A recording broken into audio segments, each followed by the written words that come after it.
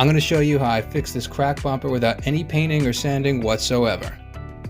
First thing I did is I ordered a replacement bumper off of Partify.com. By the way, no affiliation, I just really like their product. What's great about these is that they ship them unfolded, which is really important. You don't want to get cracked paint or have warpage or anything like that when you go to fit your bumper on. It's a pretty solid product. I went with their CAPA certified version. Heads up, the freight on these is a little expensive, but honestly, it's definitely worth it. Using like a $10 trim and molding toolkit that I got from Harbor Freight, the first thing I did is I used the fork style tool to remove some of the plastic fasteners that adhere the bumper to the car. Some of the fasteners are covered up by the tail lights, which are pretty easy to remove. On my car, it was 4 10mm bolts, as well as an electrical connector. Once you disconnect that, it's pretty simple to pull the tail lights out, and then you can get access to those fasteners remaining for the bumper.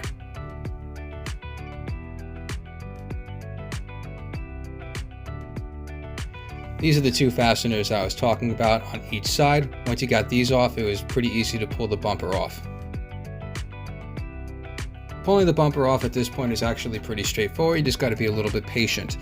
Once the bumper starts separating for the car, you want to check for electrical connectors in case you have lights, like these two that I have here, and then the bumper comes off of the car pretty easily. The next step is to remove and transfer the lights that are mounted inside the bumper if it applies to your vehicle. This is pretty simple to do on my car. It's just 3 screws that mount to the trim piece that's also inside of the bumper. With that out, you just got to use a flathead screwdriver to pry off the tangs to remove the trim piece. At this point, you can put the new bumper back on using the same fasteners that we had taken off right after the tail lights. And then you want to start adhering the bumper to the rest of the car. So using the fleshy part of my hand, I just gave it a nice little bump on each side. Be patient, check the gaps, pretty simple. The next piece is the final trim piece underneath the bumper, which I'd saved for last. This gave me a little extra access that I found a little bit easier to put on.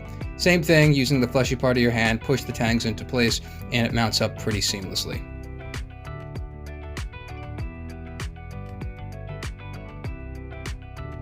And at this point, it's basically the reverse procedure of how we started. So starting with the tail lights, putting those back into place and mounting them with the 4 nuts, as well as doing the electrical connectors for each.